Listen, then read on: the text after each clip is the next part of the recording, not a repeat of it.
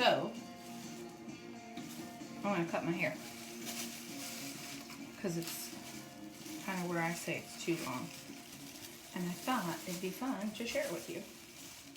So what I do is just take like a Walmart bag and then open it up like so. Put it down in the sink so it touches all the hair. Kind of form it to the sink so it catches it. Let it come a little bit out on the sides because sometimes hair comes out on the sides. Move this up. Where shall we start? Each time I do this, it's a little bit different. Honestly, it's like the blind leading the blind. We'll just go right here in the front because that's funny. See what I mean? Look, that's a lot of hair. It's long.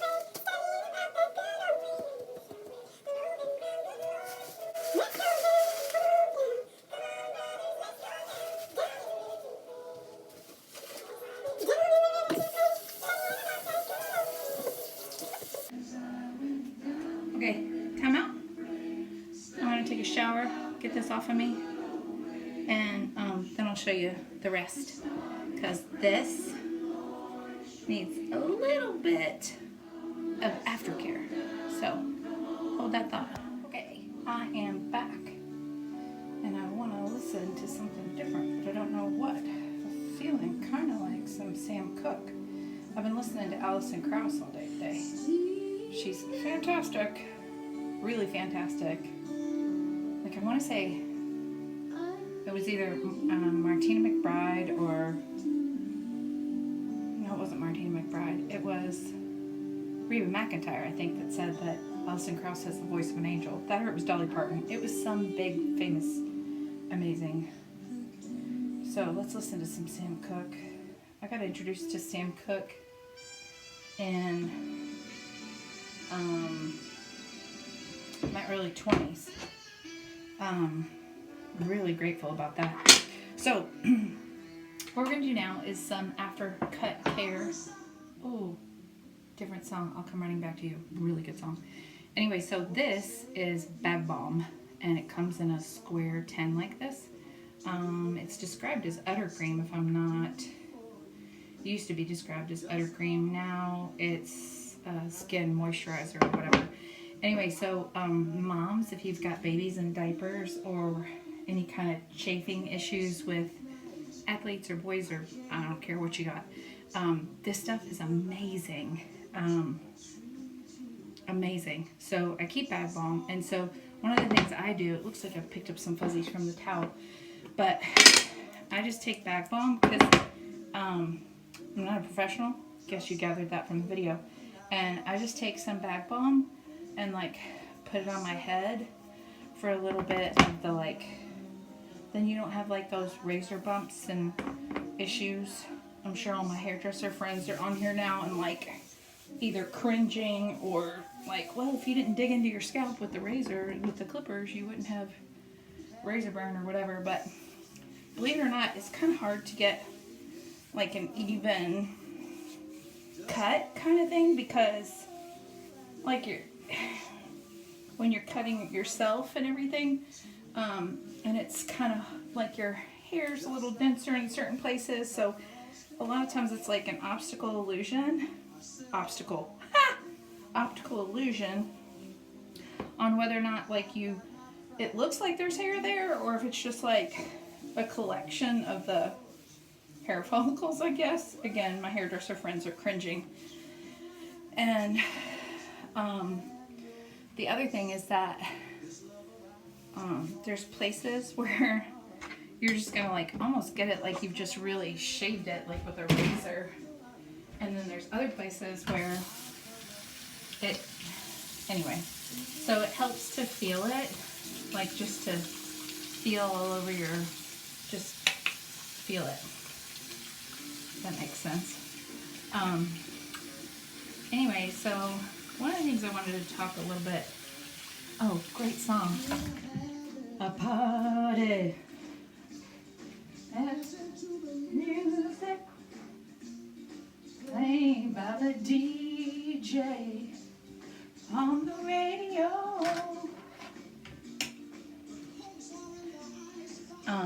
Alright, so we're gonna go out here now. So I wanted to share a little bit about why I cut my hair like this, because I've had a lot of friends ask or reach out, or people from over the years, or people who only see me with long hair, and I think first of all it's kind of concerning, because duh, who would willfully do this, especially a female? And my niece was diagnosed with leukemia. A lot of you guys know that, and the first time she was diagnosed with leukemia, my brother called me and asked me to shave my head with her, and then a whole bunch of our family did it, and it was just a really beautiful thing. And so the first time I did my hair like this, it was for a purpose, and obviously the purpose being larger than any sort of vanity issues or whatever. And that doesn't make me amazing. Cutting my hair isn't that big of a deal to me. So like if I were a person where it was a really big deal, then sure, that'd be a big deal, but it's just not to me. And that doesn't make me brave or courageous or better than somebody where their hair really does matter to them. It's just a detail about me, just the same as it's a detail about them. Like, it doesn't have any meaning about us on the inside. So anyway, I kind of learned that I really liked my hair like that, or lack thereof. And so anyway, I eventually grew my hair out, and my hair got to the point that I was sitting on it. And then I never brushed it or took care of it. It was always up in a bun. Most people didn't know how long my hair was because it was always up in a bun. And so then I cut it off to about like here, thinking that I would like brush it. Didn't brush it. And so then in January I did the pixie cut, and then COVID happened and it started growing out, and then I was like, well, bucket list, I'll cut a mohawk just cause whatever, that's funny. And I really did think it was funny, and it was kind of a bucket list thing. Not kind of, it totally was. And then modified the mohawk because I still wasn't styling it or taking care of it. And then ultimately I knew this is where I was going anyway, which is kind of hilarious. And I feel much more myself like this. I feel beautiful and capable and strong and humble, and I feel more transparent. I don't know, my dog, come here, quit crying. I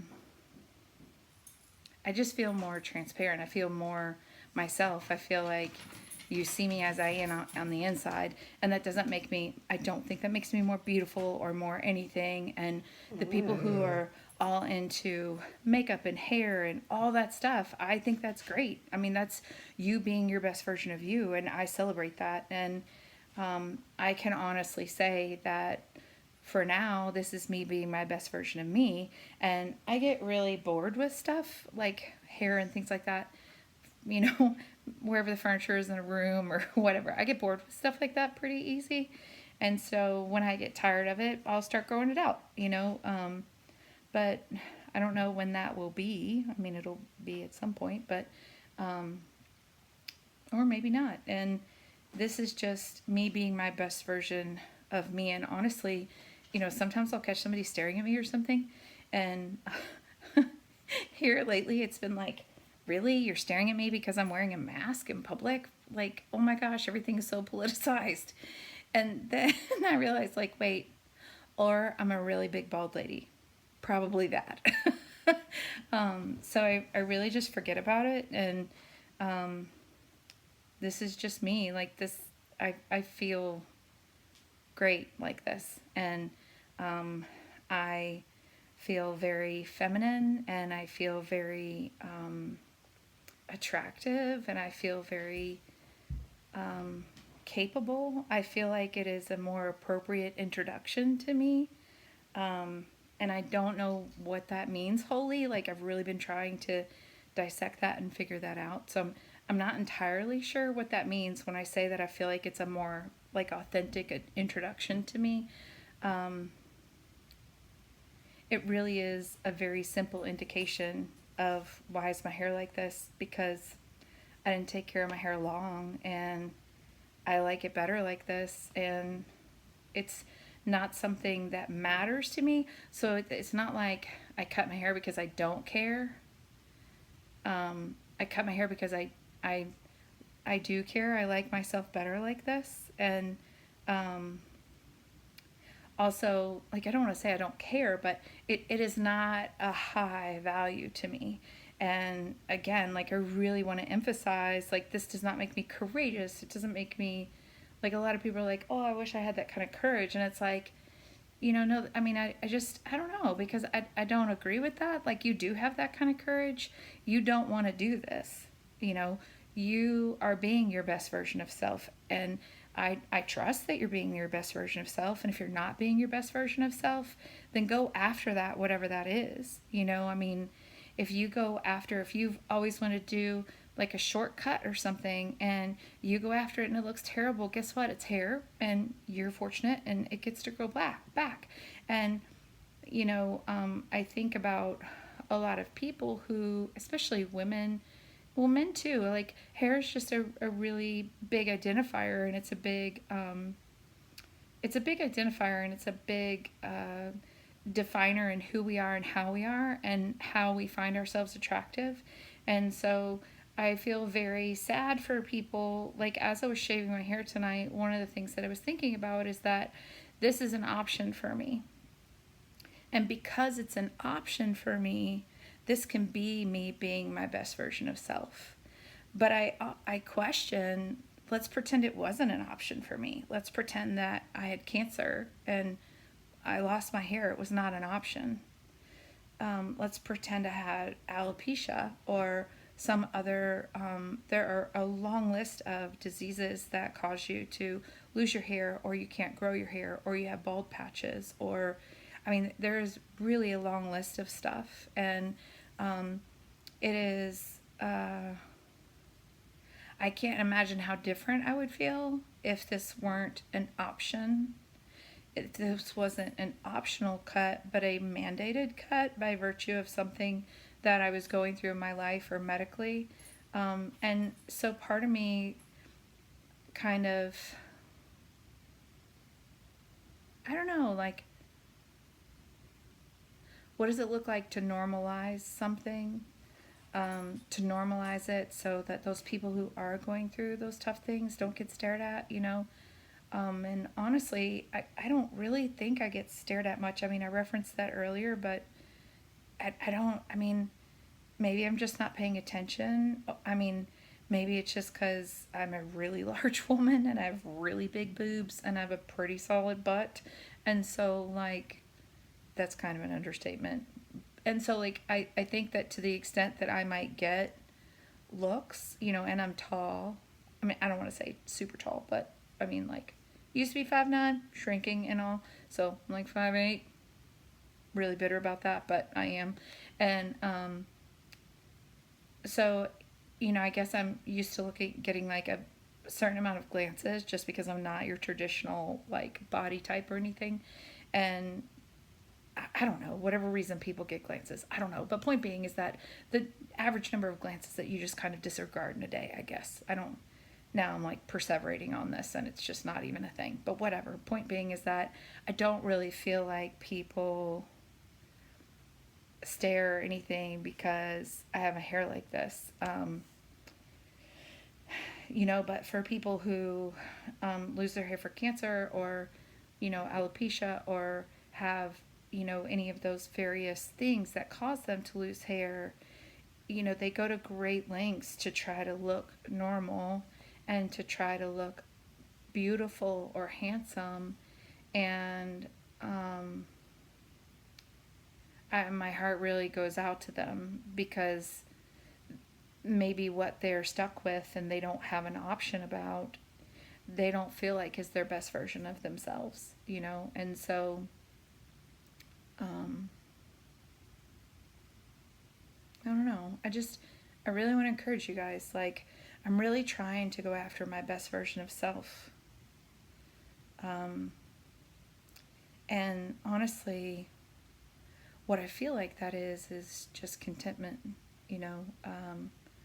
And what I feel like that is being me and going after my goals and ambitions and accomplishing and doing what makes me feel at peace, I guess. And then at the same time working on that piece where I am enough today. And so before my accomplishments, you know, before my goals are achieved, if they're achieved, you know, before I strive to make a better name for myself at work or make a more confident, you know, make my team more confident in me or make the people I serve more confident in me and in my service and in that end product. And, you know, before I accomplish that end, that I would be enough today. That on my worst day, on those days at work where I just feel like, oh my gosh, like I am failing. Those days at home, oh my gosh, I'm failing. You know, a couple weeks ago it was really rough. Like, was really rough. When I called my mom and I was like, Mom, I'm failing. And, am I failing? No, I'm not failing, but there's days where we all feel like it, right? So, and sometimes we really are. When I called my mom, it was a pretty rough day. It was a pretty rough day. And, you know, um, and so really what I'm after in my best version of self is that I am enough today. On my worst day, that I am enough.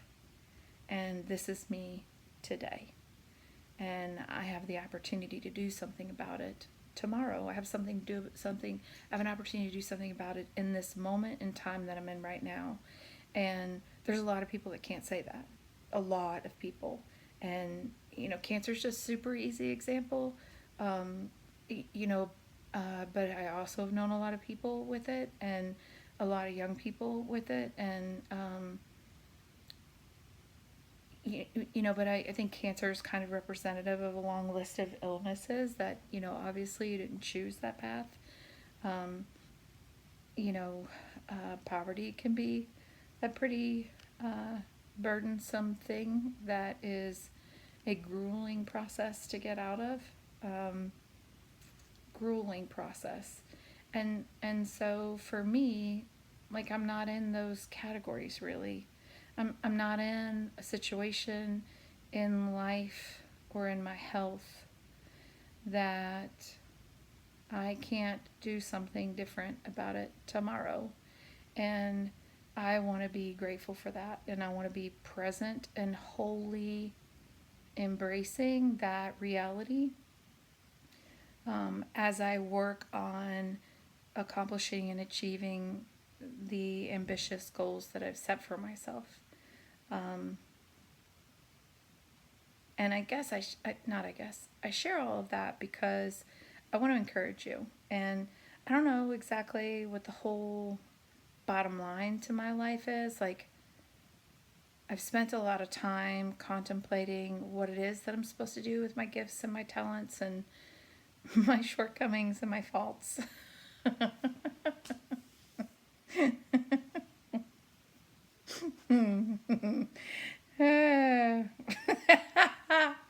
It's me, man. So I'm not really sure what I'm supposed to do with all of it. And for now, I thought I was supposed to do something and I was like working towards that. And I don't know, it just felt like I was trying too hard or something. I don't know. And so I kind of put it on the back burner. And now I'm just like, you know what? I'm just going to be me. And I'm going to be transparent and try to encourage other people to go after their best version of self. And, maybe be more on social media and do maybe more videos and stuff like that and just encourage everybody, you know, um, laugh hard, love big, make memories, live generously. And maybe if we all just try to encourage one another in that regard, the whole world's a different place. It's amazing how, that whole 7 degrees thing. And so you couple, and a lot of people say it is 6 degrees, but there's that 7 degrees of Kevin Bacon game or 6 degrees of Kevin Bacon game or whatever. And interestingly enough, if you do a little research, Kevin Bacon was like really butthurt over that at first, over that game. And then he eventually embraced it. I mean, it's a good thing because it's solidly here. But so there's that game 6 degrees of Kevin Bacon. And there's been a lot of research over like how many. Anyway, I did a whole bunch of research on it just out of my own curiosity. And it's really interesting, the studies that have been done and the sociologists that have worked on that kind of stuff. So anyway, point being is that there was somebody who created a movement, and I can't remember what it's called right now because I researched this almost a year ago, but so it's interesting what you do when you take the like 7 degrees of Kevin Bacon game and you couple it with the pay it forward concept. And so if we all involved ourselves, like in 6 people, So I know somebody that knows somebody that knows somebody that knows somebody, and somebody's actually counting. I don't know what number I'm on, but take that 6 people away. You're now, they've shown that you could be in some sort of like remote tribe in Africa. And so in just 6 touches, I, you know, in 6 touches with a pay it forward concept, if all 6 of us have this pay it forward concept and live our lives in this pay it forward concept, whether it's love or time or generosity or kindness or a listening ear or a compassionate response or a compliment or paying for somebody behind us or in front of us or whatever. I just really think we can change the world. And instead of yelling amongst our political parties or our views on economics and what economic model we should be following or shouldn't be following, or what healthcare platforms we should be following or shouldn't be following, all that stuff's really tough. And I would love to discuss that. If you're somebody who loves discussing that, I would love to glean from you and discuss that more. So, like, don't hesitate to reach out and be like, I geek out over politics. Let's talk about it. I'm not one to, like, debate as in, like, I'm right, you're wrong, you're right, I'm wrong, I'm going to prove you right. I'm going to prove you wrong, blah, blah, blah, blah. I'm more one that seeks to understand, like, really, really seeks to understand what somebody's saying. And let's say we agree with one another, I would seek to understand and know what you know that I don't know. And then if we don't agree with one another, or if your view is differing, then I would seek to wholly understand and glean how you got there and what you think that does and whatever else. And so anyway, all that to say, if you geek out on politics, reach out to me, because that would be really cool. And we could, like, WhatsApp call or FaceTime or Facebook, whatever videoing thing. There's tons of options now. And it'd be super cool to have that discussion. And I would appreciate the opportunity to grow from that. But if we just, how much would our communities, just our communities, how much would our neighborhoods be different if we, did the pay it forward concept and then that coupled with 6 degrees, So ultimately, sorry, I'm like all over the place. I think I've just kind of come to the conclusion that I'm just going to be me and do me and figure out and just kind of trust that I'm going to be led in the direction that I'm supposed to go. And it could be that I'm not one of those people that's meant to be like a motivational speaker or somebody that goes viral, or I don't want to say viral, that just sounded very vain. I mean, like, having a larger impact on a platform where someone would access you for just like a podcast or something like that. Just like life coach, self-help, relationship kind of introspective stuff. And it's possible that I've got all these gifts and these things that make me just to be me. Do you know what I mean? Like, maybe I'm not supposed to be or do something different with it, something more branded, so to speak. Like, maybe I'm not supposed to do that. Maybe all this is me just to be me, and maybe that's what it is.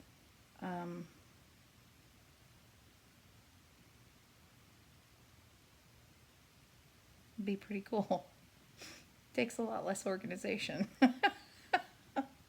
A whole lot less planning. And at the end of the day, all I can do is be me anyway, right? So,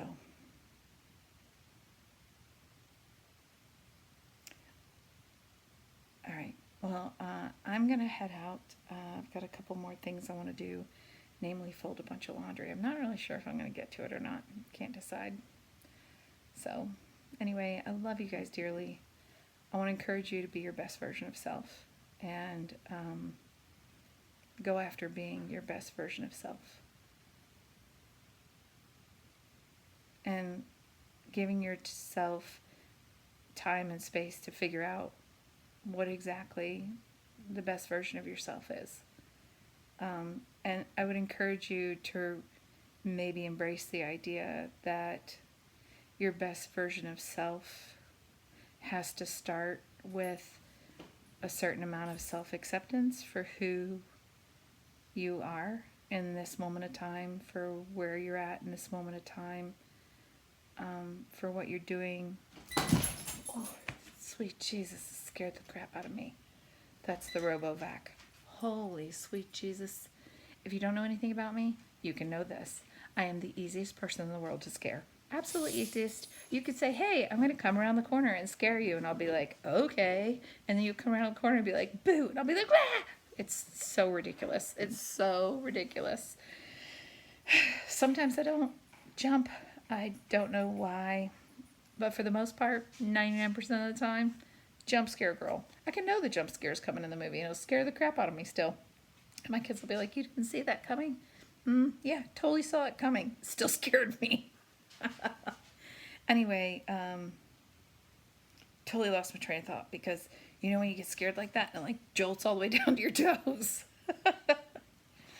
Oh, it feels so good to have worked 3 days and got the house on the inside all organized and cleaned-ish. I still got to do some work in a whole bunch of different places, but I'm happy with where it is right now. And anyway, I love you guys. Like, I know it sounds like a pretty generic thing to say on social media, not knowing who's watching, but like, I mean, if you're breathing, it's just kind of my criteria. And I mean, there's a couple people I'm not really a fan of, but for the most part, I'm pretty solidly sure there's people who aren't a fan of me. So that was sarcasm. I'm positive there's people who aren't a fan of me. I have a I was about to say something really I can also be an asshole. So I was about to say something that was really an asshole. But anyway, we'll just suffice it to say there's people who don't like me. And that's okay. There's some days I'm not real crazy about me either. So it's all right. Trust me, we probably share some of the same things on our lists about things we don't like about Jenny Weems. Anyway, I love you guys. I hope you have an amazing Tuesday, and may you be encouraged. Mwah.